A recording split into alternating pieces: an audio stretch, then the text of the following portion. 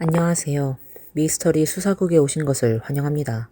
2015년 중국에서 매우 인기 있었던 텔레비전 리얼리티 쇼 프로그램 중국 꿈의 쇼의 무대에서 본래 참가자들을 응원하기 위해 온 한 여성 게스트가 의외로 무대의 주인공이 되었습니다. 진행자의 열정적인 질문과 그 뒤에 서 있는 눈물을 흘리며 딸을 찾으러 온 중년 부부를 보고 그 소녀는 단호하게 친부모와의 재회를 거절했습니다. 我不愿意，因为我认定的父母就是我的养父养。 비록 그녀의 친모가 간절히 애원하며 후회한다고 말했지만 그 소녀는 무표정하고 차가운 얼굴을 한 채 아무런 반응을 보이지 않았습니다. 모두가 친부모의 진심을 느낄 수 있었지만 무대에 서 있는 그 소녀는 엄마 아빠라는 말조차 하고 싶어 하지 않았습니다. 친모가 다가와 소녀를 꽉 껴안고 9,980만 원을 주고 딸과의 인연을 되찾겠다고 하며 무릎을 꿇고 용서를 구할 때 소녀는 얼굴에 명백히 당혹감과 조롱의 표정을 지었습니다. 친모의 눈물은 소녀에게 그저 한바탕 연극에 불과한 것이었습니다. 무대 위에서 모녀의 완전히 다른 행동은 진행자와 참가자들의 비판을 받았습니다. 현장에 있던 관객들은 엄마가 10달을 품고 낳은 은혜를 잊을 수 없다고 생각했지만 점차 사실이 밝혀짐에 따라 그 소녀의 친부모를 인정하지 않는 행동은 오히려 대부분의 사람들로부터 인정과 격려를 받게 되었습니다. 이 일이 도대체 왜 이런 결과를 초래했을까요? 오늘은 여러분과 함께 유학을 다녀온 여성 박사가 친부모를 공개적으로 인정하지 않은 사건을 돌아보겠습니다. 이 프로그램에 출연한 소녀의 이름은 샤오징징입니다. 당시 그녀는 막 캐나다에서 학업을 마친 후 귀국한 상태였습니다. 그녀는 친구 양청엔의 요청을 받고 중국 꿈의 쇼에 출연하게 되었습니다. 프로그램 측에서 그녀에게 주어진 주된 임무는 양청엔을 위해 무대에서 응원하는 것이었습니다. 샤오징징은 무대 뒤에서 친구의 멋진 공연을 지켜보며 진심으로 기뻐했습니다. 그녀가 무대에 초대되었을 때 조금의 망설임도 없이 올라갔습니다. 하지만 프로그램 측과 친구 양청엔이 함께 그녀에게 거대한 함정을 설치했음을 알지 못했습니다. 사실 샤오징징이 이 쇼의 진정한 주인공이었고 이 중국 꿈의 쇼는 그녀의 친부모가 딸을 찾고 싶어하는 대극장 쇼였던 것입니다. 그렇다면 왜 샤오징징의 친부모는 TV 프로그램을 통해서 딸을 찾으려 했을까요? 일반적으로 이런 일은 비공식적으로 이루어져야 하지 않을까요? 이 이야기는 1987년 눈이 날리는 겨울밤부터 시작됩니다. 그날 후베이성은 매우 추웠고 길을 걷는 사람들은 모두 두꺼운 외투에 몸을 꽁꽁 싸매고 집으로 돌아가 따뜻한 곳에서 쉬고 싶어 했습니다. 젊었던 기춘란과 남편 샤오충양은 눈보라를 헤치며 병원에 갔습니다. 기춘란은 몸이 자주 안 좋아 의사를 찾아 약을 처방하곤 했습니다. 그날 그녀의 약이 거의 떨어졌기에 부부는 불가피하게 이렇게 악천후 속에서 병원에 온 것이었습니다. 진료를 마친 후 날씨는 어두워졌습니다. 몸이 약해진 기춘란은 남편 샤오충양에게 의지하며 병원 문을 천천히 나섰습니다. 병원 외곽의 풀밭을 지나면서 바람소리가 매우 강했지만 샤오충양은 어느 구석에서 아기 울음소리가 들리는 것을 놓치지 않았습니다. 궁금하고 걱정이 되는 마음에 그는 아내에게 잠시 기다리라고 한 뒤 울음소리가 나는 곳으로 빠르게 걸어갔습니다. 그가 그곳에 가보니 쓰레기통 옆에는 분홍색의 작은 생명이 발견되었습니다. 그것은 작은 여자아이였고 이불에 쌓여져 있었지만 그 몸에는 얇은 옷 한 장만 입고 있었습니다. 아이의 얼굴은 이미 찬바람에 빨갛게 변해 있었고 거의 얼어붙을 정도였습니다. 아이는 간간히 약한 울음소리를 내고 있었고 만약 아무도 발견하지 않았다면 얼어 죽었을지도 모릅니다. 누가 이렇게 무심하게 아이를 버렸을까? 이것이 샤오충양의 첫 번째 생각이었습니다. 그는 주변을 둘러보았지만 날씨가 너무 나쁘고 어두운 탓에 주변에는 아무도 보이지 않았습니다. 일단 얼어붙은 아이를 구해야겠다고 결심한 그는 자신의 외투를 얼른 벗어 아이를 감싸주었습니다.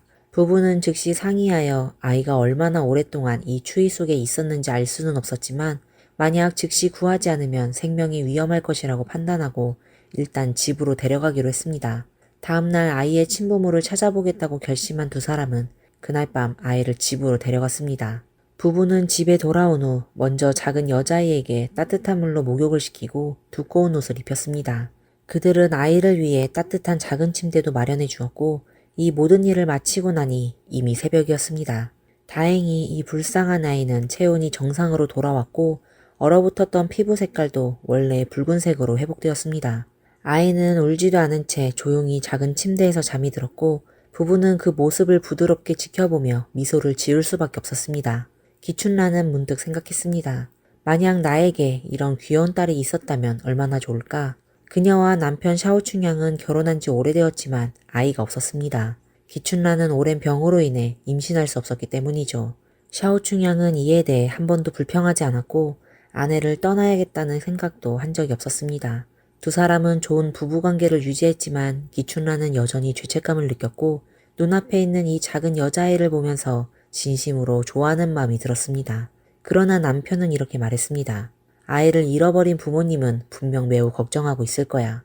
내일 아침 병원에 가서 아이의 친부모를 찾아서 그들이 가족을 다시 만날 수 있도록 하는 것이 가장 중요해. 그래서 다음날 샤오충양은 병원으로 돌아가 아이의 친부모를 찾으려고 했습니다. 그는 여기저기 물어봤지만 아이가 사라진 가정을 찾을 수 없었습니다. 결국 샤오충양은 경찰서에 가서 신고를 했습니다. 그 당시 사건을 처리하는 능력도 부족했고 지금처럼 곳곳에 설치된 CCTV도 없었기 때문에 수사는 쉽지 않았습니다. 경찰은 주변의 마을들을 돌아다녔지만 여전히 아이를 잃어버린 가정을 찾을 수 없었습니다.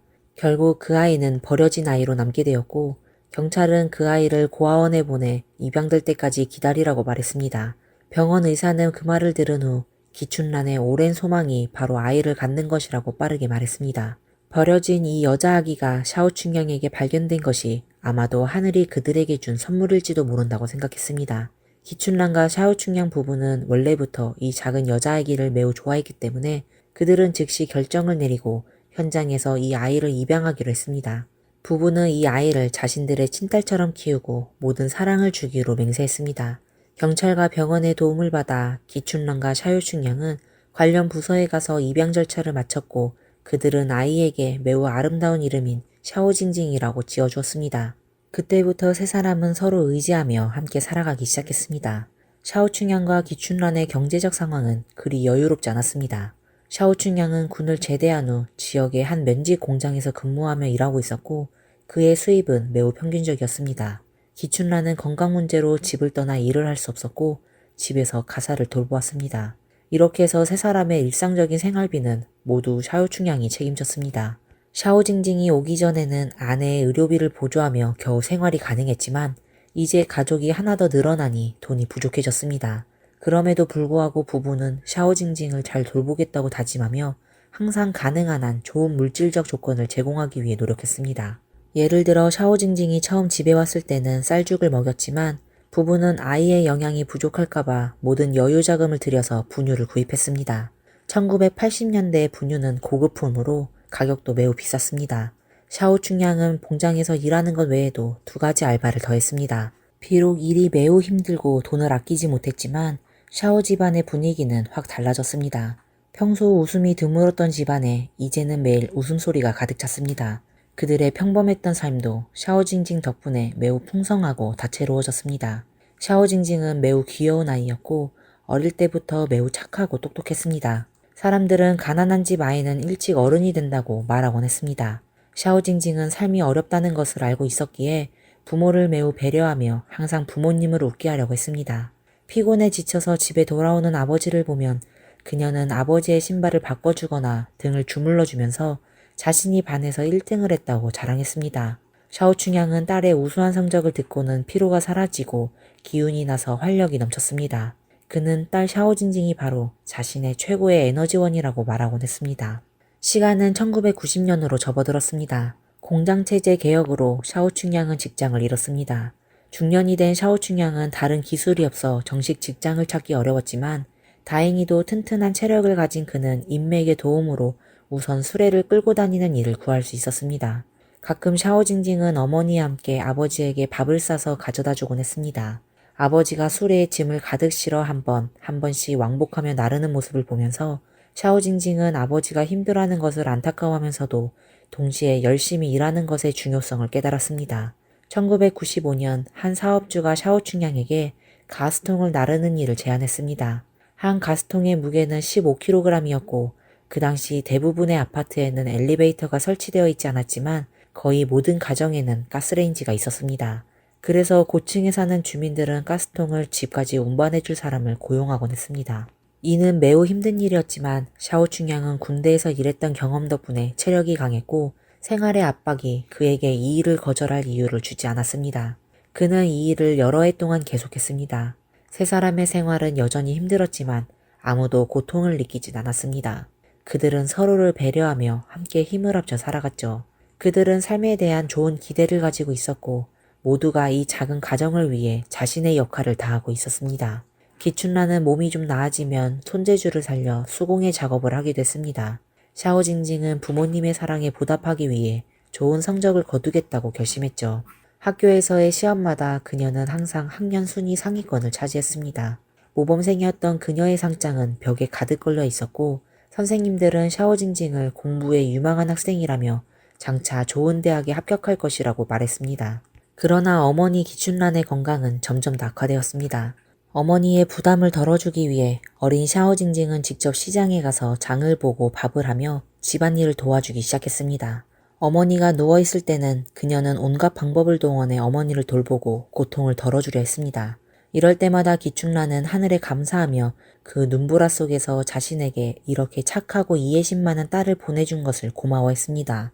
그녀는 언젠가 딸을 대학에 보내는 그날을 꿈꾸며 기다렸습니다.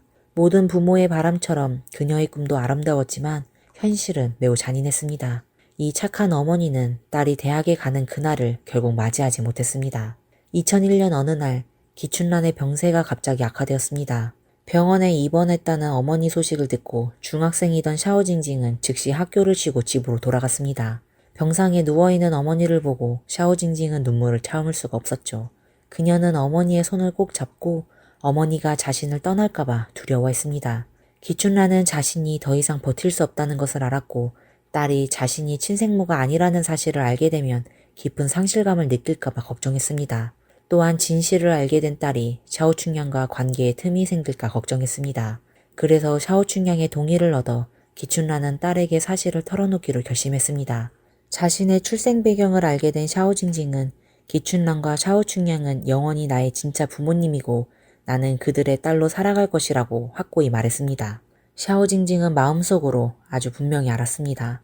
만약 양부모가 소중한 손길을 내밀지 않았다면 자신은 태어난 지 얼마 되지 않아 그 추운 겨울밤에 세상을 떠나게 되었을 것입니다. 비록 그 낯선 사람들은 생명을 주었지만 자신을 무정하게 버린 사람들이었습니다.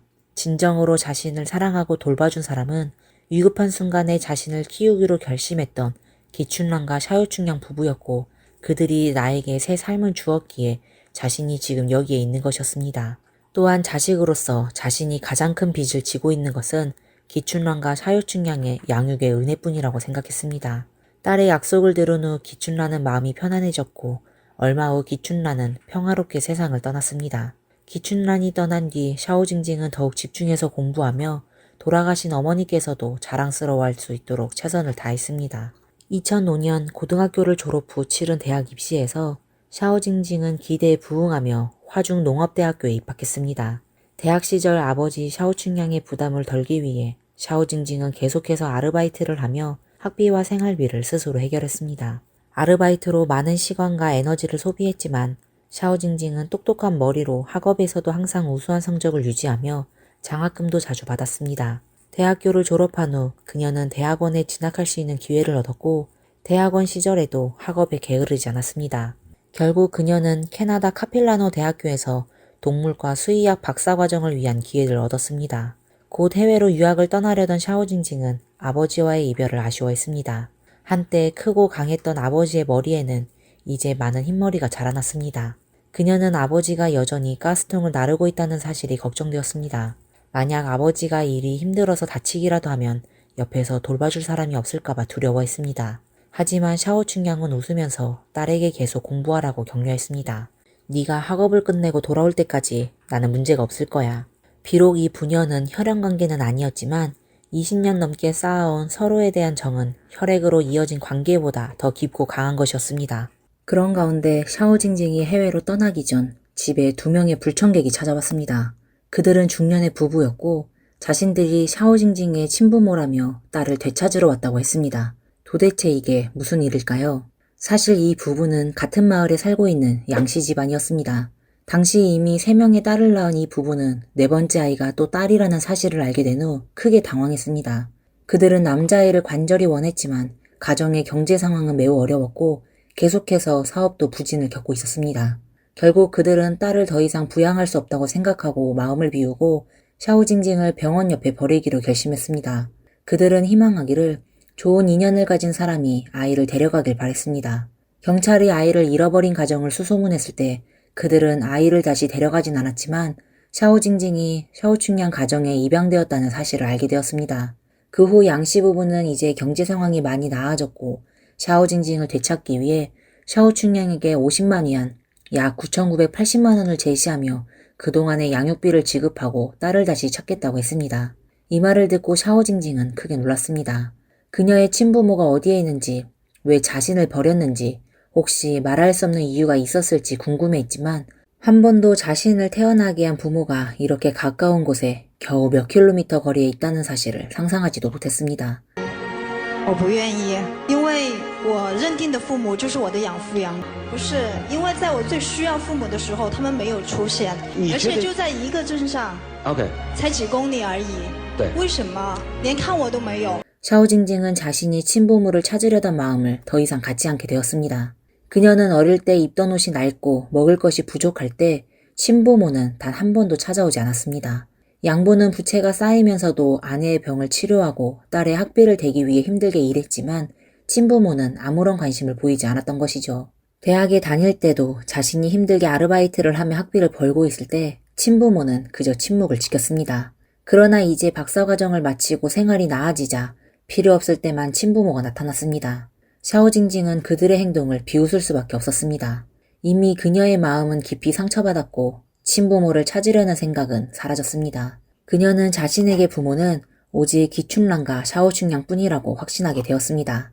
그녀의 마음속에는 더 이상 낯선 사람들이 들어올 자리가 없었습니다. 결국 샤오징징은 그 부부의 요구를 단호히 거절하며 다시는 찾아오지 말라고 부탁했습니다. 샤오춘양은 그들이 제시한 50만 위안, 약 9,980만 원의 양육비도 받아들이지 않았습니다. 양씨 부부가 떠난 후 샤오춘양은 딸의 손을 잡고 말했습니다. 네가 친부모를 만나고 싶다면 난 괜찮다. 내 마음을 걱정하지 말고 네가 가끔씩 나를 찾아와 주기만 하면 좋겠어. 샤오징징은 눈에 눈물을 가득 담고 대답했습니다. 내 어머니는 기춘란, 아버지는 샤오춘양, 그 외에는 없습니다. 이미 머리가 희끗희끗한 샤오춘양은 딸을 캐나다행 비행기에 태워보내며 여전히 매일 가스통을 나르고 있었습니다. 그는 다시 배우자를 찾지 않았고 혼자 살고 있었지만 결코 외롭지 않았습니다. 그는 무엇을 하든 달콤하게 느껴졌죠. 왜냐하면 먼 대륙에 있는 딸은 매일 그의 마음을 따뜻하게 해주었기 때문입니다. 시간은 2015년으로 흘렀습니다. 샤오징징은 박사학위를 취득하자마자 즉시 수년간 그리워했던 고국으로 돌아왔습니다. 그녀의 마음속에는 항상 그리운 아버지가 있었기 때문이죠. 해외에서 아무리 좋은 직장 조건을 제시해도 그녀는 깊이 뿌리를 내릴 생각을 할 수 없었습니다. 샤오징징은 상하이에서 좋은 직장을 찾았고 그때 양청엔의 전화를 받았습니다. 양청엔은 샤오징징의 친언니로 예전에 부모와 재회에 실패했을 때 그녀는 자발적으로 샤오징징과 연락을 시도했습니다. 샤오징징은 아주 현명한 사람이라 친부모와의 관계는 거절했지만 언니 양청엔과는 그지 거부감이 없었습니다. 결국 양청엔의 초대로 샤오징징은 중국 꿈의 쇼에 참석하기로 했고 그때의 모습이 영상의 첫 장면에 나왔습니다. 샤오징징은 친목 모임의 일원으로 무대에 초대되었습니다. 그때 양청엔은 자신의 소망이 바로 한 가족이 함께 찍은 사진을 갖는 것이라고 말했습니다. 이 말을 듣고 아무것도 모른 채 있던 진행자와 관객들은 눈물을 흘리며 감동했습니다. 그들은 마치 28년 전의 이별이 자신들의 일인 것처럼 느껴졌습니다. 이어서 무대의 관객들은 마치 도덕적 압박을 가하듯 샤오징징에게 그 자리에서 친부모를 인정하라고 강하게 설득하기 시작했습니다. 그 상황은 마치 샤오징징이 친부모를 인정하면 모두가 행복할 것처럼 느껴졌고 만약 거부한다면 그녀는 마치 냉혈하고 이기적인 사람처럼 비춰졌습니다. 养父养母知道你叫他们如果不开心的话，我相信养父养母也应该认错，不对，心胸不要那么狭隘。 하지만 모든 이들의 예상과는 달리 겉보기에는 연약해 보였던 이 소녀는 매우 단호하게 그 요청을 거절했습니다. 그녀는 크게 원하지 않습니다 라고 외쳤고 더욱 확고하게 저는 제 부모님을 이미 정했어요. 제 양부모님입니다 라고 말했습니다. 이를 본 진행자는 즉시 압박을 가하기 시작했습니다. 부모님이라고 부르는 게 뭐가 그렇게 중요하지? 만약 양부모가 동의하지 않는다면 양부모도 잘못을 인정해야 하지 않나? 조금만 마음을 열어보자. 양부모가 당신을 몇십 년이나 받아들였는데 다른 사람에게 엄마 아빠라고 한마디 하는 게 뭐가 그리 받아들이기 어렵겠어? 당신은 왜 그렇게 못하지? 그렇게 이기적이고 비열하게 굴지 말아라 라고 했습니다. 그러자 샤오징징은 즉시 반박했습니다. 제가 부모님이 가장 필요할 때 그들은 나타나지 않았어요. 게다가 그들이 사는 곳은 같은 동네인데 겨우 몇 킬로미터밖에 안 되는 거리에서 왜 한 번도 저를 보러 오지 않았죠? 신부모는 아무 말도 할 수 없었고 결국 프로그램은 급히 마무리되었습니다. 이후 양씨 집안은 자신들이 잘못했다는 것을 알게 되었고 다시는 샤오징징과 연락을 시도하지 않았다고 합니다. 그 후 샤오징징은 상하이에서 결혼하고 아이를 낳은 뒤 아버지 샤오충양을 데려와 함께 살게 되었습니다. 이제 샤오충양은 더 이상 가스통을 나르며 생계를 이어가지 않아도 되었고 딸과 사위의 보살핌을 편안하게 받아들이며 지냈습니다. 이 사건은 큰 사회적 파장을 일으켰고 많은 사람들이 이 사건을 통해 중요한 사회적 문제를 다시 한번 되돌아보게 되었습니다. 바로 남아 선호 사상입니다. 만약 당시 샤오징징이 남자아이였다면 양씨 부부는 경제적 어려움이 있었음에도 불구하고 그 아이를 버릴 수 있었을까요? 만약 샤오징징이 유학을 떠난 박사과정 학생이 아니라 장애를 앓고 있거나 가난에 시달리고 있었다면 양씨 부부가 자발적으로 찾아와서 친자관계를 맺으려 했을까요? 또한 언니 양청현의 행동도 명백히 강압적이었으며 샤오징징을 프로그램에 유인하기 위해 덫을 놓은 것과 같은 방식은 그녀에 대한 존중이 부족한 처사였다고 볼 수 있습니다. 양씨 부부는 몇 년 전 친자 인정에 실패한 뒤 이번에는 여론을 이용해 샤오징징을 압박하고자 했습니다. 그들이 이 과정을 통해 샤오징징의 감정을 고려했을까요? 프로그램 제작진은 양씨의 요구를 이미 알고 있었지만 왜 샤오징징에게 사전 확인을 하지 않았을까요? 무대 위에서의 진행자, 멘토, 게스트, 관객들은 박수와 눈물로 그 상황을 더 압박하며 도덕적 강요를 만들어냈습니다. 남의 고통을 모르고 남에게 선을 강요하지 말라라는 속담처럼 우리가 남을 쉽게 도덕적으로 판단하는 것은 잘못된 결정을 초래할 수 있습니다. 사실 이 사건은 때때로 혈육의 친정도 결국 이익을 따지게 된다는 사실을 일깨워준 거죠. 오늘 이야기의 모든 등장인물 중 정말로 무조건적으로 사랑을 주고 헌신할 수 있었던 사람은 바로 샤오징징의 양부모, 샤오충양과 기춘란이었습니다. 그들은 능력이 특별하지 않았지만 양녀를 위해 모든 사랑을 아낌없이 쏟아부었죠. 그리고 그들은 딸에게 자신의 출생 사실을 알려주었고 딸이 스스로 결정을 내리도록 했습니다. 양씨 집안이 나타나 친자관계를 맺으려 했을 때도 샤오충양은 여전히 딸을 걱정하며 딸이 원하고 행복하다면 나는 아버지로서의 자리를 기꺼이 포기할 준비가 되어 있다 라고 말했습니다. 딸의 행복을 위해서라면 무엇이든 할 수 있다는 그의 마음은 진정한 사랑을 보여주었습니다. 또한 샤오징징도 정말 훌륭했습니다.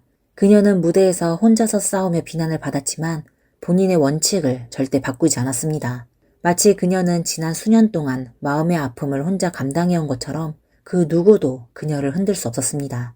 결국 28년 전 양씨 집안의 딸은 차가운 겨울에 버려져 세상을 떠났고 샤오징징은 그 자리에서 새로운 생명을 얻었습니다. 그 생명은 이제 그녀의 부모에게 보답할 것입니다. 오늘의 이야기는 여기까지입니다. 저희 영상이 마음에 드셨다면 좋아요와 구독, 댓글을 잊지 말아주세요. 그럼 다음 시간에 다시 찾아뵙겠습니다. 감사합니다. 2006년 9월 29일 앞이 보이지 않은 한 젊은 여성이 경찰에 자수하여 자신이 도끼로 남편을 해쳤다며 사형을 처해달라고 요구했습니다.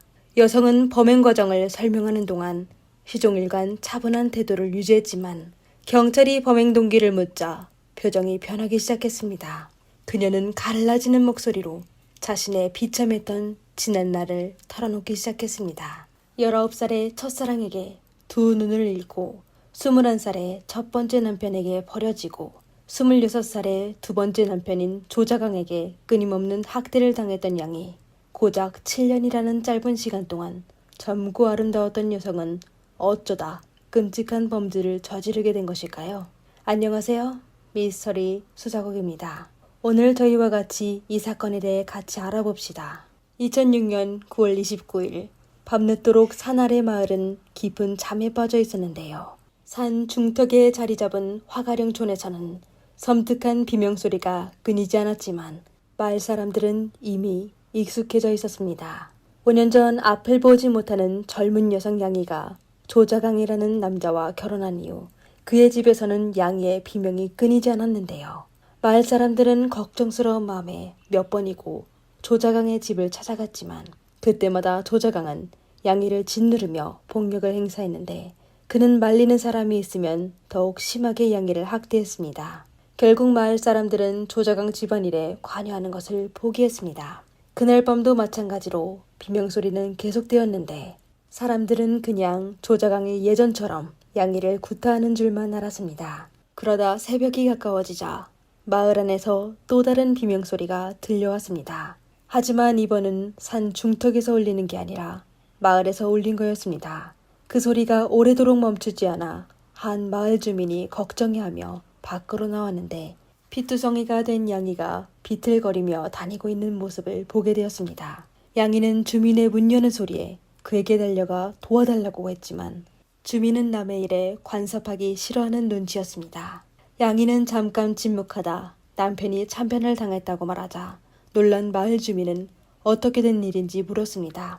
이에 양이는 겨우 진정하게 되어 자신이 그랬다고 대답했습니다. 불안감에 휩싸인 마을 주민은 급히 건장한 남자 몇 명을 불러 양이를 따라 산 중턱에 있는 조자강의 집으로 향했습니다. 그들은 집안에서 결국 평생 잊지 못할 충격적인 광경을 목격하게 되었습니다. 조자강은 온몸이 붉은 액체에 잠긴 채 바닥에 쓰러져 있었고 그의 몸은 형체를 알아볼 수 없을 정도로 훼손되어 있었습니다. 그리고 옆에는 도끼 한 자루가 떨어져 있었는데요. 마을 주민들은 눈앞에 펼쳐진 광경에 놀라 그냥 서 있기만 했는데 양이는 아무렇지 않게 이미 숨진 남편을 넘어 안방으로 들어가 아이를 달랬습니다. 그러다 마을 사람들은 양이가 미쳤다고 하며 바로 경찰에 신고하였습니다. 신고받은 경찰은 즉시 화가령촌으로 출동했습니다. 현장을 간단하게 조사한 후 경찰은 양이를 경찰서로 연행했습니다. 지조실에서 양이는 이상하리만큼 차분했는데요. 그녀는 자신이 조자강을 숨지게 했다고 자백하며 사형시켜달라고 요구했습니다. 이상하다 생각이 든 경찰은 양이에게 범행 과정을 상세하게 설명하라고 요구했습니다. 놀랍게도 양이는 범행 과정을 설명하는 동안에도 계속 차분함을 유지했고 눈썹 하나 찡그리지 않았습니다. 그러다 경찰이 그녀에게 범행 동기를 묻자 양이의 표정에 미세한 변화가 스치더니 그녀는 갈라지는 목소리로 자신의 비참했던 과거를 털어놓기 시작했습니다. 경찰은 양이의 이야기를 통해 그녀가 본래 운명에 짓밟힌 불행한 여성인 걸 알게 되었습니다. 그럼 그녀는 불과 7년 만에 사람을 해치기까지 했을까요? 그녀에게는 대체 무슨 일이 있었던 걸까요? 양이는 태어날 때부터 앞을 보지 못했던 것은 아니었습니다. 1999년 4월 이전까지만 해도 양이는 다른 평범한 사람들처럼 두 눈으로 세상의 아름다움을 만끽하며 살았습니다. 마을에서 가장 예쁘고 일도 잘하는 찬입다는 처녀였던 양이는 하얀 피부에 아름다운 외모를 자랑했습니다. 그녀는 세련된 옷을 즐겨 입었고 투박한 산골마을과는 어울리지 않은 하이힐을 신는 것을 좋아했습니다. 심지어 찻잎을 딸 때 쓰는 밀짚 모자에도 예쁜 꽃장식을 달 정도였는데요. 하지만 1999년 4월 19일 양이가 매일같이 일하던 차밭에서 끔찍한 일이 벌어지게 되었습니다. 누군가가 양이의 두 눈을 파내버렸는데 이 끔찍한 짓을 한 사람은 다름 아닌 그녀의 약혼자 조홍평이었습니다. 이 모든 건 양이가 17살 때부터 시작되었습니다. 산시성 서양형 고천진 출신인 양이는 가정 형편이 매우 어려웠는데요. 3남매 중 막내딸이었던 양이의 부모님은 오빠와 언니를 학교에 보내는 것만으로도 빠듯했기 때문에 양이는 어린 시절부터 학교에 다니지 못했습니다. 하지만 양이는 바깥 세상에 대한 동경이 컸고 산골마을을 벗어나고 싶어 17살이 되던 해 그녀는 광저우로 가 돈을 벌기 시작했습니다. 양이는 일을 아주 야무지게 잘했는데요. 그녀는 꾸미는 것을 아주 좋아했는데 심지어 한 달 급여로 카메라를 구매하여 쉬는 날이면 카메라를 들고 여기저기 돌아다니며 사진 찍었습니다. 양이는 또래 친구들처럼 평범하고 행복한 삶을 즐겼는데요. 하지만 그 행복은 얼마 가지 못했습니다. 어머니가 양이에게 맞선을 보게 하여 모래채지장에서 일하는 마을 이장의 아들 조홍평이라는 청년을 소개해 주었습니다. 양이는 결혼하기 싫어했지만 부모님의 속을 썩이고 싶지 않아 결국 고향으로 돌아갔습니다. 조홍평은 양이의 첫사랑이었는데요. 순박하고 착실해 보이는 조홍평은 양이에게 첫눈에 반하게 되었습니다. 하지만 양이는 개성이 강하고 또 광저우에서 일하면서 세련된 도시 문화에 익숙해진 터라 조홍평과는 전혀 맞지 않았습니다. 게다가 조홍평의 어머니마저 양이를 마음에 들어하지 않았는데요. 결혼도 하기 전에 양이는 조홍평의 어머니와 여러 번 크게 다툰 적이 있어 양이는 이 때문에 결혼에 대한 거부감이 더욱 커졌고 결국 끔찍한 비극으로 이어졌습니다. 1999년 4월 19일 양이가 차밭에서 일하고 있을 때 조홍평이 찾아왔습니다. 둘은 얼마 지나지 않아 말다툼을 벌였고 흥분한 조홍평은 아무런 예고도 없이 양이를 바닥에 밀어 넘어뜨린 후 그녀의 두 눈을 파냈습니다. 양이는 순간 얼굴에 구멍이 뚫린 듯한 끔찍한 고통과 함께 붉은 액체가 솟구쳐 오르는 것을 느끼게 되었습니다. 조홍평은 양이의 두 눈을 들고 산 아래로 내려가 자수하여 결국 극형을 선고받았습니다. 양이는 가까스로 목숨은 건졌지만 그 대가로 앞을 영원히 볼 수 없게 되었습니다. 19살이라는 어린 나이에 두 눈을 잃은 양이는 예전에 밝았던 모습을 완전히 잃어버렸습니다. 그녀는 매일 방에 들어박혀 아무도 만나려 하지 않았는데요. 그러던 중 양이에게 첫 번째 남편 정군이 나타났습니다. 정군은 양이의 집에 찾아와 청혼하며 양이를 데리고 시안에 가서 눈을 치료해주겠다고 맹세했습니다. 양이의 가족들은 정군의 말을 믿지 않았지만 양이는 정군의 청혼을 받아들였습니다. 희망 없는 삶을 살아가던 양이에게 정군의 등장은 한 줄기 빛과 같았기 때문입니다. 하지만 정군은 양이를 데리고 병원으로 데려가지 않고 그냥 집으로 데려가 살림을 꾸렸습니다. 또다시 희망이 무너져 버린 양이는 어쩔 수 없이 정군과 함께 살게 되었습니다. 그러다 양이는 정군의 아이를 임신하여 딸 수수를 낳았습니다. 결혼 후 정군은 게으르고 무책임한 남편으로 돌변했는데요. 그는 매일 잠만 잤고 모든 집안일은 앞을 보지 못하는 양이의 몫이 되었습니다. 어느 날 양이는 딸을 데리고 정군과 같이 진정에 갔습니다. 그는 장모의 집에서도 여전히 주인 행세를 하며 양이에게 이것저것 시키기 바빴는데요. 결국 양이의 어머니는 정군에게 분노를 터뜨리게 되었는데 정군은 본인의 잘못을 인정하기는커녕 오히려 양이와 딸을 버리고 떠나버렸습니다. 어쩔 수 없이 양이는 딸을 데리고 친정으로 돌아갔지만 친정에서의 삶은 역시 녹록지 않았습니다. 형수는 양이가 집안일에 손 하나 보태지 못한다며 구박했고 마을 사람들의 수군거림도 양이를 괴롭게 했습니다. 양이는 매일 고통 속에서 살게 되어 삶의 무게에 짓눌려 숨조차 제대로 쉴 수 없었습니다. 그러다 2001년 양이에게 다시 한번 희망이 찾아왔는데요. 하지만 그 희망이 사실은 더욱 깊은 절망의 시작이었습니다. 2001년 11월 양이는 더 이상 가족에게 짐이 되기 싫어 조자강이라는 남자와 재혼했습니다. 조자강은 양이보다 16살이나 많은 남자였는데요. 조자강의 가족들은 앞을 못 보는 양이가 가족에게 큰 짐이 될 거라며 결혼을 반대했지만 조자강은 양이가 예쁘다는 이유 하나만으로 결혼을 고집했습니다. 조촐하게 치러진 결혼식에서 조자강은 양이에게 평생 그녀를 돌봐주겠다고 약속했습니다. 이렇게 양이는 조자강을 따라 더욱 외진 산골 마을로 들어가게 되었습니다. 결혼식 날 양이는 여러 명의 남자 등에 번갈아 엎여 산길을 올라 겨우 조자강의 집에 도착할 수 있었습니다. 조자강의 집은 산 중턱에 위태롭게 서 있는 흙집 3칸이 전부였습니다. 산 아래쪽으로 마을이 형성되어 있었지만 고작 5가구만이 살고 있을 정도로 외진 곳이었는데요. 조자강은 엄청 가난하여 그에게 시집오겠다는 여자는 아무도 없어 그는 40이 다 되도록 결혼을 하지 못했습니다. 조자강 역시 자신이 정상적인 여자와 결혼할 수 없다는 것을 알고 있어 앞을 볼 수 없는 양이를 아내로 맞이한 것입니다. 결혼 초기 조자강은 그럭저럭 양이에게 잘해주는 듯 했습니다. 결혼 후 얼마 지나지 않아 양이는 임신하게 되었는데요. 그러다 어느 날 그녀는 만삭의 몸으로 돼지먹이를 들고 외양간으로 향했습니다. 그때 조자강은 무슨 생각인지 문 앞에 의자를 놓아 앞이 보이지 않는 양이를 의자에 걸려 넘어지게 했습니다. 그리고 돼지먹이는 조자강의 옷에 쏟아지고 말았는데요. 조자강은 양이에게 눈이 멀었냐고 앞도 제대로 못 보냐며 화를 냈습니다. 이에 양이도 지지 않고 내가 원래 앞을 못 보잖아요 라고 받아쳤습니다. 하지만 그녀의 말이 끝나기도 전에 조자강의 주먹이 아내의 얼굴을 강타했습니다. 바닥에 쓰러진 양이는 배에 극심한 통증을 느끼게 되었는데요. 조자강은 아내의 안부를 확인하지 않고 오히려 장작 패는 도끼를 들고 와 그녀에게 오늘 아이가 잘못되면 그녀의 머리통을 날려버리겠다고 협박했습니다. 그날 이후로 양이는 더 이상 조자강에게 반항하지 않았는데요.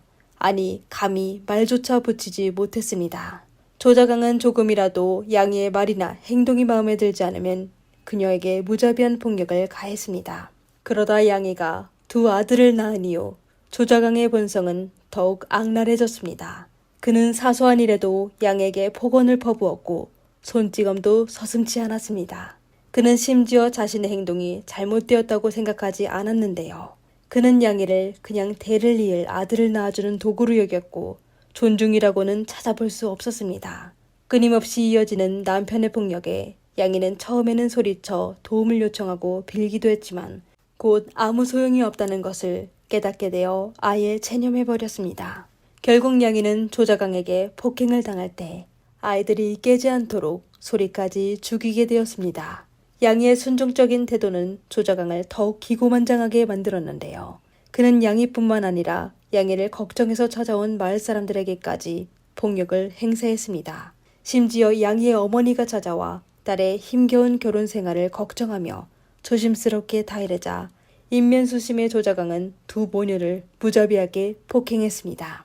양이도 여러 차례 산 아래 경찰서에 신고할까 고민했는데요. 하지만 신고한다 해도 이혼하는 것 외에는 달라지는 것이 없을 것이라는 걸 잘 알고 있어 게다가 아이들도 있어 결국 양이는 아이들을 위해 모든 것을 참고 견디기로 했습니다. 그렇게 5년이라는 시간이 흘렀는데요. 양이의 인내심에도 한계가 있었습니다. 2006년 9월 29일에 양이는 마침내 폭발하고 말았습니다. 며칠째 이어진 폭우로 양이의 무좀이 심해졌는데요. 양이는 말린 담뱃잎이 무좀에 좋다는 말을 듣고 마을 노인에게 담뱃잎을 빌렸습니다.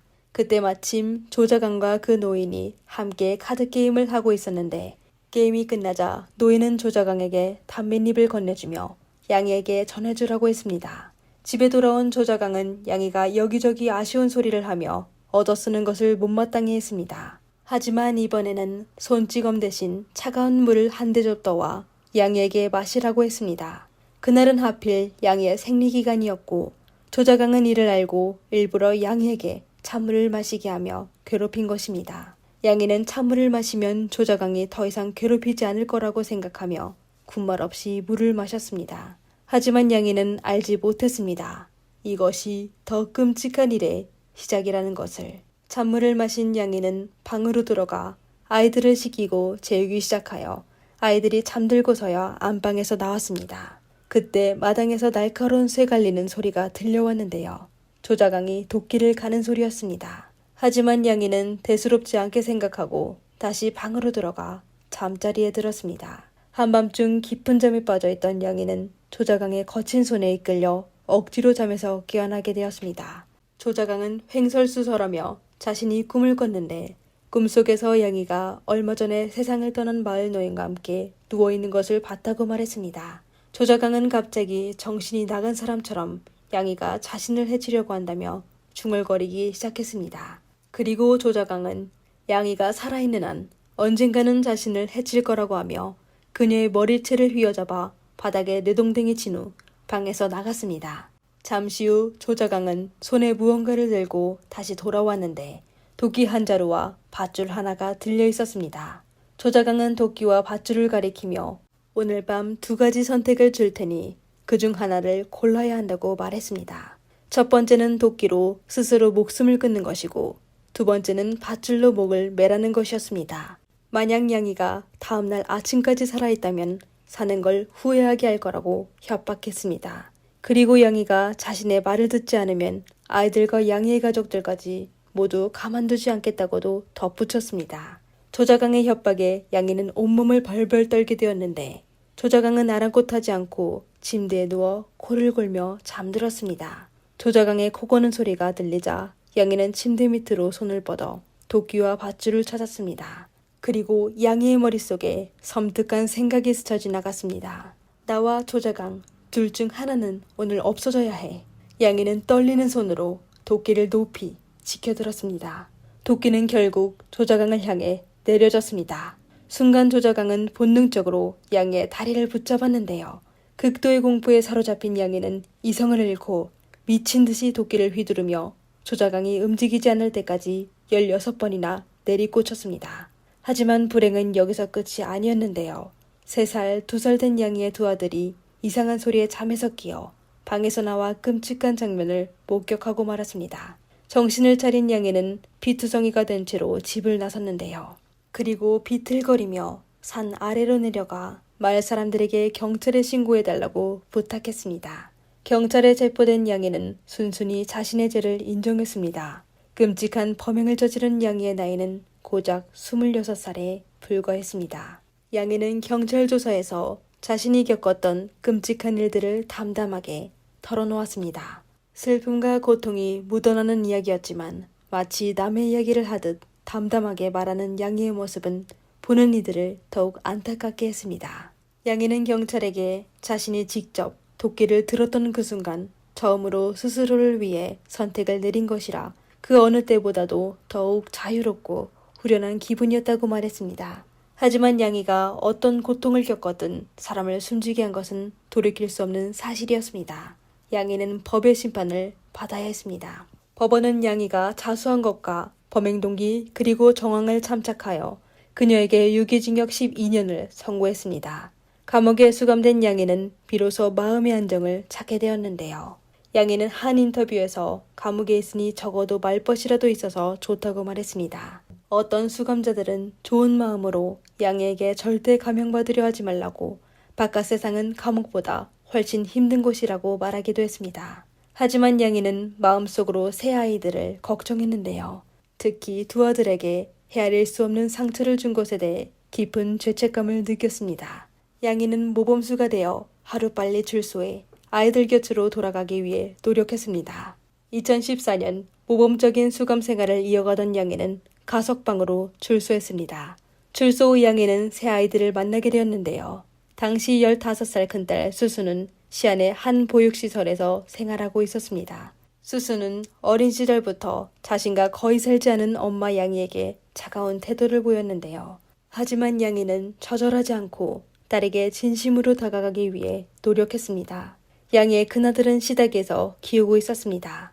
큰아들은 오랜만에 만난 양이를 어색해하며 바로 엄마에게 다가가지 못했는데요. 양이는 아들의 손을 잡고 눈물을 흘리며 그동안 겪었던 일들을 이야기하며 아들을 이해시키려고 노력했습니다. 아들 역시 눈물을 흘리며 양이를 품에 안았는데요.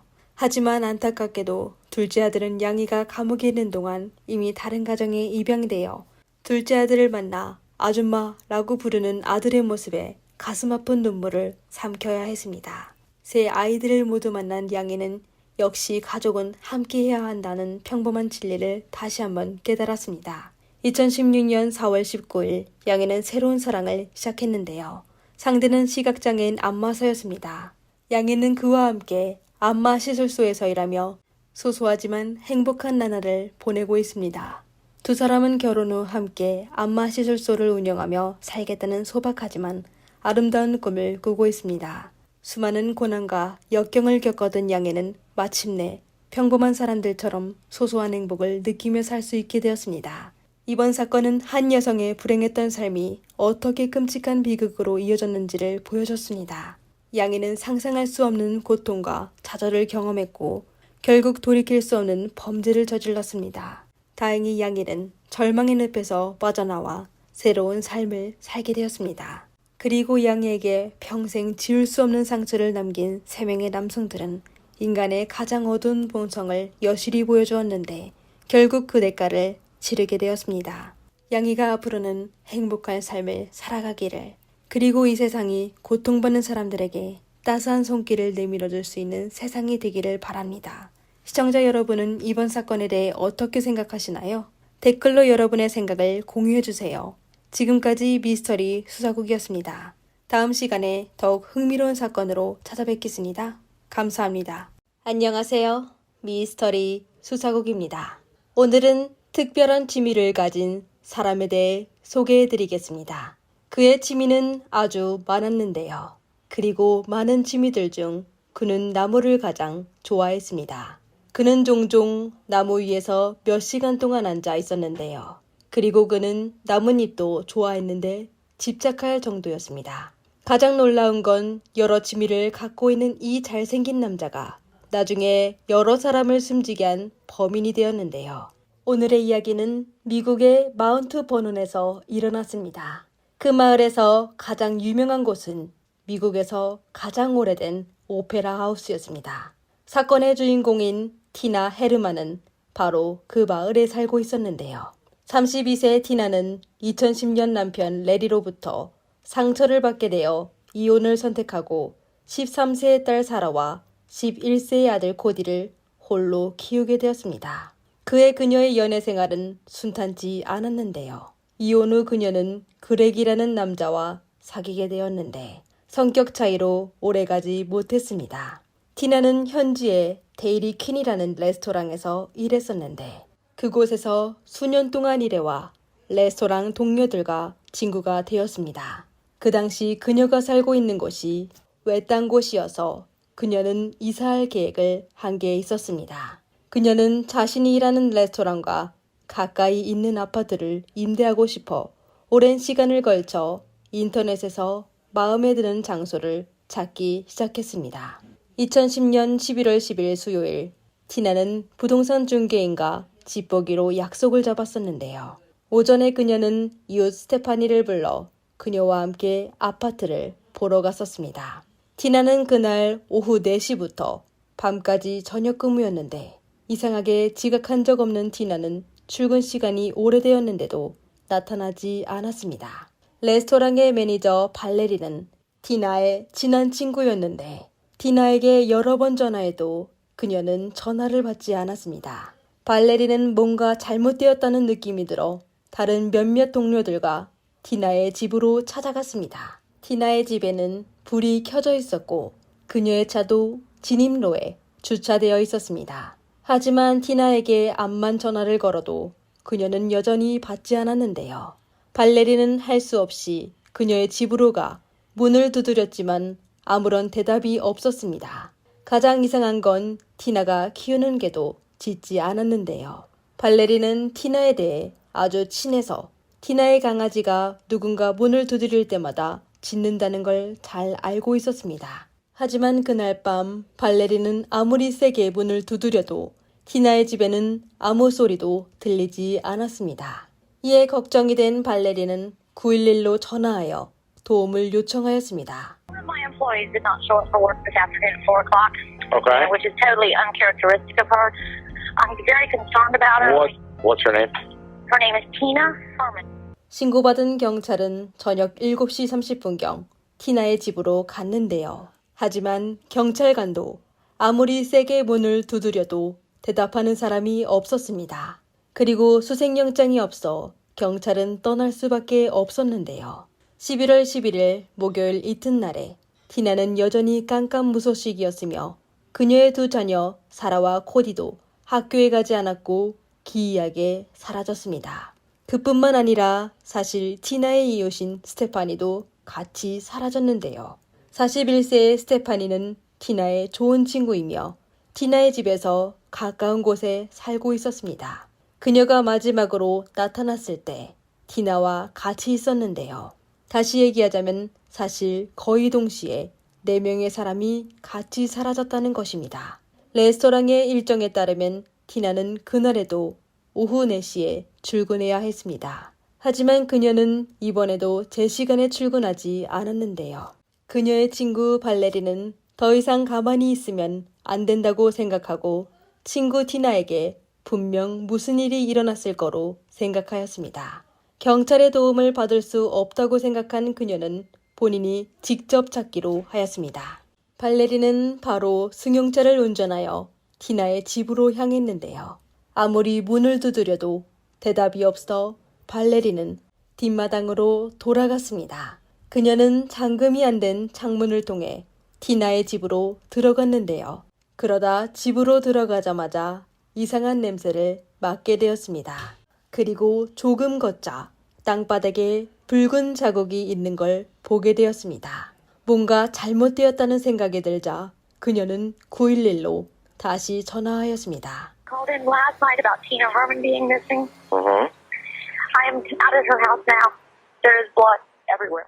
신고 전화 받고 현장에 도착한 경찰은 티나의 집 앞에서 스테파니의 차만 있고 티나의 승용차가 사라진 걸 보게 되었습니다. 경찰은 티나의 집으로 들어가자 충격을 받게 되었는데요. 그녀의 집 문과 바닥 그리고 곳곳에는 붉은 자국이 남아 있었는데 카펫에는 눈에 띄는 긁힌 자국이 있었고 주방에는 음식과 생필품이 담겨있는 비닐봉지가 흩어져 있었고 음식은 정리되어 있지 않았습니다. 비닐봉지 속 쇼핑 영수증을 보면 구매 시간은 11월 11일 수요일 정오쯤으로 되어 있습니다. 법의학자는 바닥에서 다량의 휘발유와 뚜렷한 신발 자국을 발견하였습니다. 그리고 신발 자국에 찍혀진 번호로 봐 13살의 사라 것으로 밝혀졌는데요.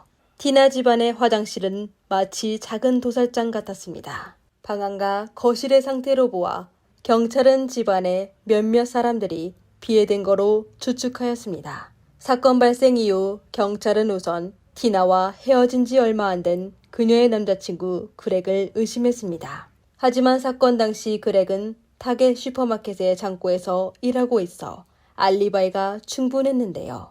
그렉 측에서 아무것도 발견하지 못한 경찰은 두 팀으로 나눠 한 팀은 사건 현장 인근에서 대규모로 수색하며 생존자를 구원하기 시작했고 또 다른 한 팀은 사건 현장소에서 범행 도구나 용의자의 지문을 수습하는 데 중심을 두었습니다. 그리고 경찰은 또 티나의 사라진 포드 픽업 트럭의 사진을 공개하며 대중들이 단서를 제공하기를 기다렸습니다.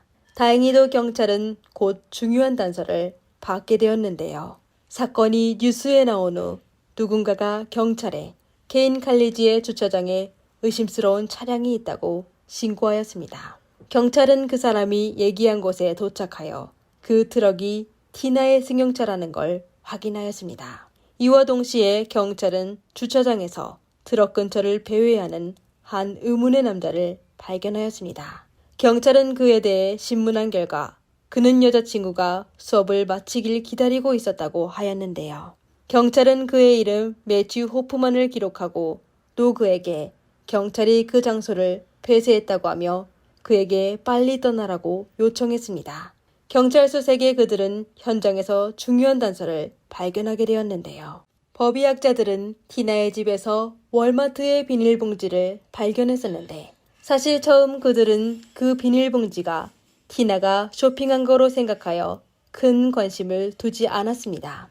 하지만 확인 결과 그 비닐봉지 안에는 음식이 아니라 커다란 캔버스가 있었습니다.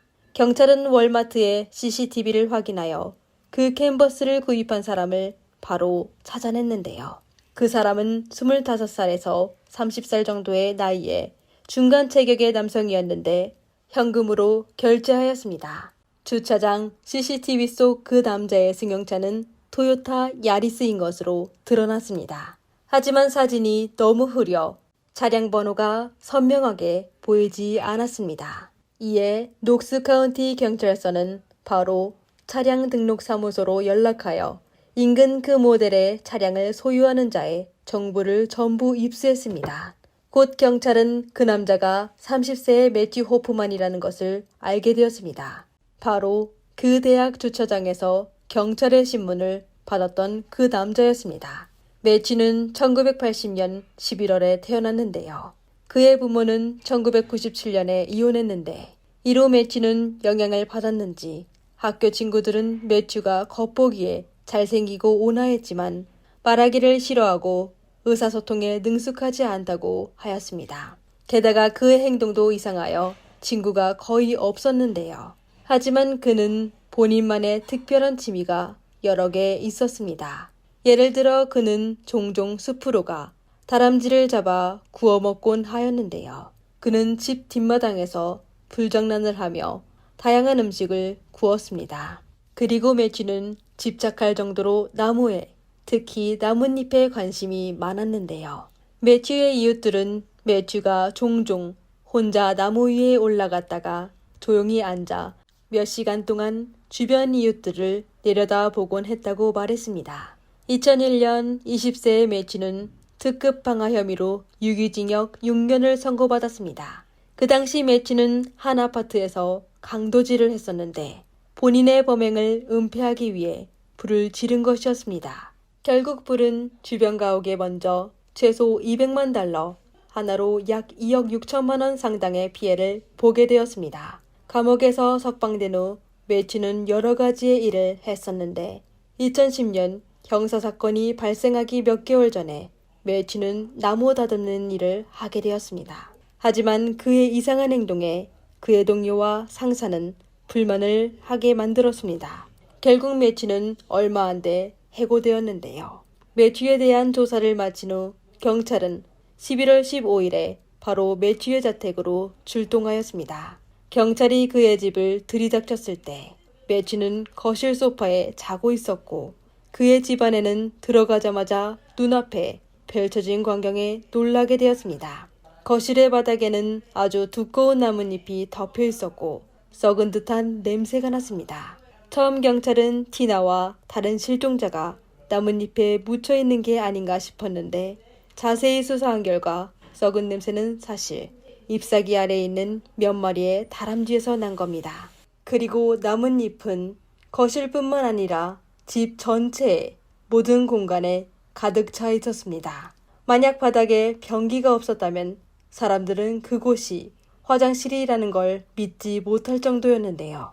수사 중 경찰은 집안의 지하실 입구가 캐비닛으로 막혀 있다는 걸 발견하여 캐비닛을 제거했는데 놀라운 사실을 발견하게 되었습니다. 벽 뒤에는 양손이 테이프로 묶인 채 나뭇잎과 담요로 만든 매트리스 위에 조용히 앉아있는 13세 사라가 있었습니다. 경찰을 보게 된 그녀는 기쁜 것보다 좀 당황해 보였습니다. 그녀는 경찰에게 학교에 늦었다며 또 애완견이 어떻게 됐냐고 물었습니다. 알고 보니 사라는 며칠 전 남동생과 같이 집으로 들어갔을 때 매튜가 도구를 들고 그들을 향해 달려와 깜짝 놀란 사라는 바로 자신의 방으로 달려가 문을 잠그고 911에 신고 전화를 걸려고 했습니다. 하지만 그녀는 경찰에 전화하면 범인이 자신을 가만 안 둘 것 같아 망설이게 되었는데요. 그쯤에 매튜가 사라의 방으로 강제로 들어가 사라에게 그가 전기 충격봉으로 그녀의 남동생 코디를 쓰러지게 했다며 그녀에게 저항하지 말라고 하였습니다. 그리고 그는 사라를 묶어 차 안에 가둔 후 본인의 집 지하실에 가두고 크리스마스 때 그녀를 집으로 보내줄 거라고 얘기하였습니다. 경찰은 사라를 찾았지만 티나와 코니 그리고 스테파니는 보이지 않았습니다. 사라도 세 사람이 어디에 있는지 전혀 모른다고 했는데 사건 당일 도대체 무슨 일이 있었는지 세 사람은 또 어디로 갔을까요? 우선 2010년 11월 9일 사건 당일로 돌아가 봅시다. 이날 백수 매튜는 티나의 집을 지목하게 되었습니다. 그녀의 집은 외진 곳에 있어 근처에 사람이 거의 없어 매튜가 범행을 저지르기에 아주 편리하였습니다. 사건 전날 밤 매튜는 침낭을 들고 티나의 집 맞은편에 덤불에서 하룻밤을 지내 다음날 아침 티나 가족이 집을 떠나는 걸 확인한 후 매튜는 그녀의 차고 문을 통해 집 안으로 들어가 집 안에서 귀중품을 찾기 시작했습니다. 티나가 쇼핑을 마치고 집으로 돌아왔을 때 매튜는 몰래 티나를 공격하여 의식을 잃게 하였습니다. 이때 이웃 스테파니도 티나의 집에 찾아왔는데 이는 매튜가 예상하지 못한 거였는데 매튜와 쓰러진 티나를 목격하게 된 스테파니는 비명을 지르며 도망치려고 했는데 결국 매튜에게 참변을 당하게 되었습니다. 그 후 매튜는 티나의 집으로 돌아가 티나를 숨지게 하였습니다. 매튜는 그 당시 본인이 제정신이 아니었다며 그냥 무의식적으로 두 사람을 가능한 한 빨리 처리하려고 하여 그는 티나와 스테파니를 화장실로 끌고 가 검은색 비닐봉지에 넣었습니다. 그리고 티나의 애완견 테너가 계속 짖어 매튜는 테너도 다시 짖지 못하게 하였습니다. 매튜는 현장을 청소하고 있을 때 티나의 아이들이 방과 후 집으로 돌아왔습니다. 그들이 집 안으로 들어가자 반응하기도 전에 매튜가 그들을 향해 달려갔습니다. 겁먹게 된 사라는 본인의 방 안으로 들어갔고 남동생 코디가 이미 숨지게 된 걸 모르고 있었습니다. 매튜는 사라의 침실 문을 걷어차 사라에게 본인은 그냥 코디의 의식을 잃게 했다고 거짓말을 하고 사라를 묶은 후 그녀를 집으로 데려가 지하실에 가두었습니다. 사라가 지하에 갇혀있는 며칠 동안 매튜의 정신 상태는 아주 불안했었는데요. 때로 그는 사라와 연애하는 사람처럼 그녀와 함께 영화 아이언맨을 보며 사라에게 본인이 좋아하는 책을 읽어달라고 하며 심지어 직접 햄버거를 만들어 그녀에게 먹이기도 하였습니다. 하지만 대부분의 시간에 매튜는 나쁜 사람이 되어 사라에게 몹쓸 짓을 계속하였는데요. 매튜는 진술하며 본인은 처음에 그냥 절도만 하려고 한 거지 사람을 해칠 생각은 전혀 없었다고 강조하였습니다. 하지만 형사들은 그의 말을 믿지 않았는데요. 그들은 매튜를 조사하다 그가 사건 일주일 전에 이미 인터넷에서 범행 도구를 구입한 사실을 발견하였습니다. 그리고 사건 발생 이틀 전인 10월 8일에 매튜는 현지의 슈퍼마켓에서 테이프와 장갑을 구입했습니다. 이에 경찰은 매튜가 이미 사라를 목표로 정했다고 추측하였습니다. 매튜는 티나와 스테파니를 해치고 바로 귀중품을 챙기지 않고 또 바로 떠나지도 않았으며 티나의 집안에서 사라가 돌아올 때까지 몇 시간 동안 기다렸습니다. 그의 행동은 그가 사라를 목표로 했다는 걸 증명했습니다. 경찰서에서 매튜는 체포된 이후 침묵하며 경찰의 질문에 대답을 거부하였습니다. Do you kind of understand what's going on here, Matt? That's it. We can explain all this to you if you want to talk to me, okay? Can you hear me?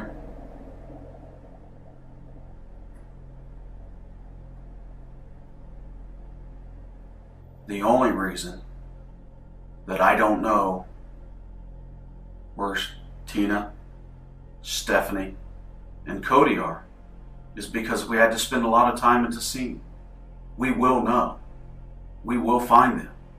And if it's going to come to it that it's not with your help, then so be it. But I'm going to be the first guy to tell the jury that. I guarantee you. That I sat in an interview room with this guy, and all he wanted to do is close his eyes and blink them until I walk out of the room. And then he opens his eyes and gets his drink of water.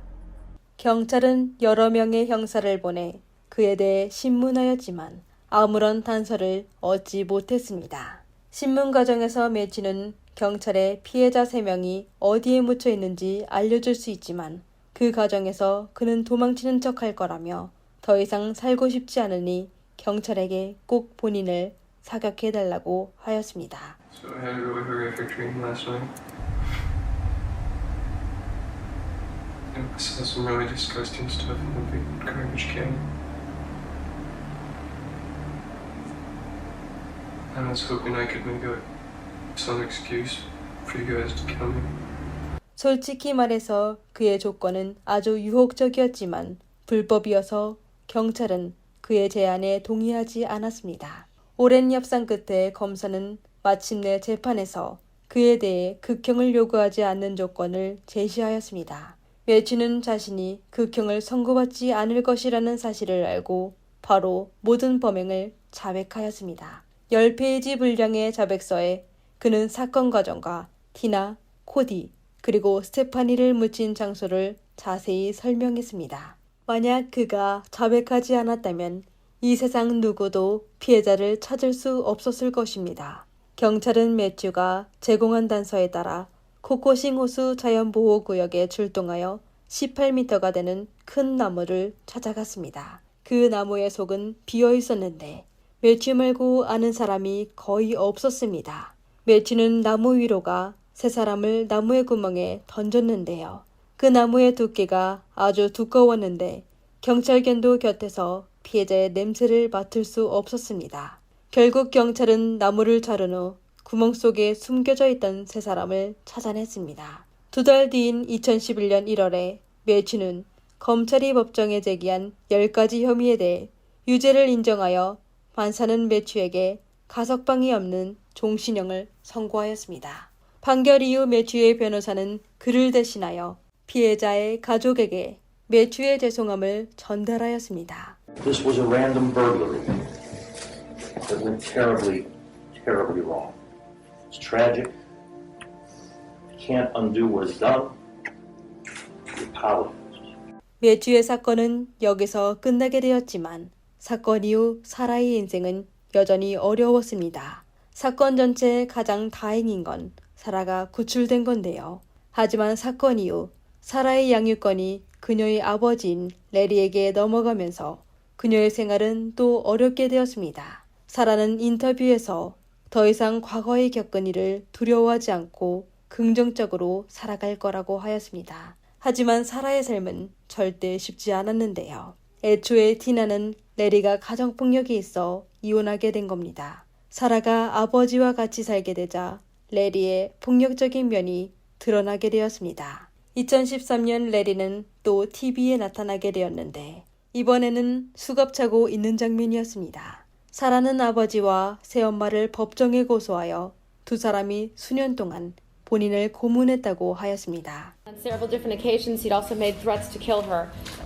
In this particular case, the 16-year-old also indicated that her father has possession of firearms and that she's very concerned about his threats. 결국 법원의 중지에 따라 레리와 그의 새 아내 트레이시는 부모 교육을 받아야 했으며 다시는 사라와 접촉하지 못하게 하였습니다. 그리고 사라도 그들에 대한 혐의를 기각했는데요.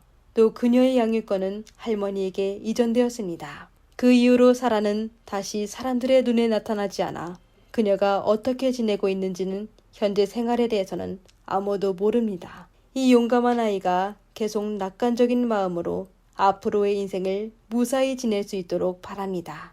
시청자 여러분은 오늘의 사건에 대해 어떻게 생각하시나요? 댓글로 남겨주세요. 감사합니다. 미스터리 수사국이었습니다. 다음 영상에서 뵙겠습니다.